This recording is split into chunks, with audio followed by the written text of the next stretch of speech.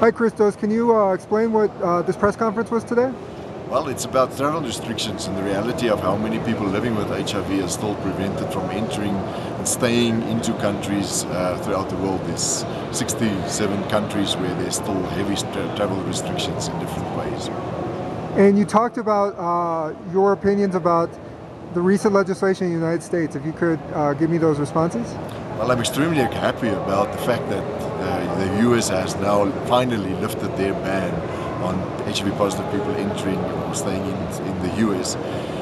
But I'm still worried about one thing, and that is there has many HIV positive people has disclosed their HIV status on the forms, the visa forms that they filled in, and the US government must have a huge database of people living with HIV. And that information is confidential. I just want to know what are they going to do with that and whether they're going to destroy that information. And what do you think are the best ways to argue against these travel and immigration restrictions?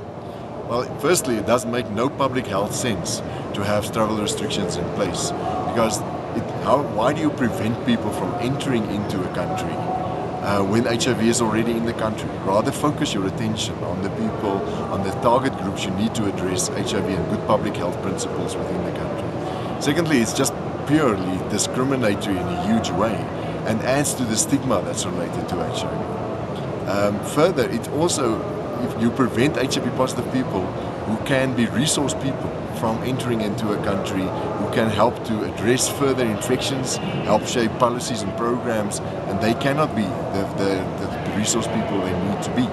And finally, if the U.S. fully ends its travel and immigration restrictions, what kind of message will that send the world?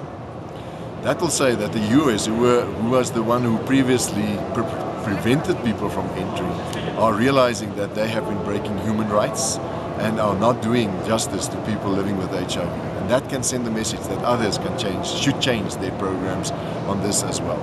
Thanks, Christo.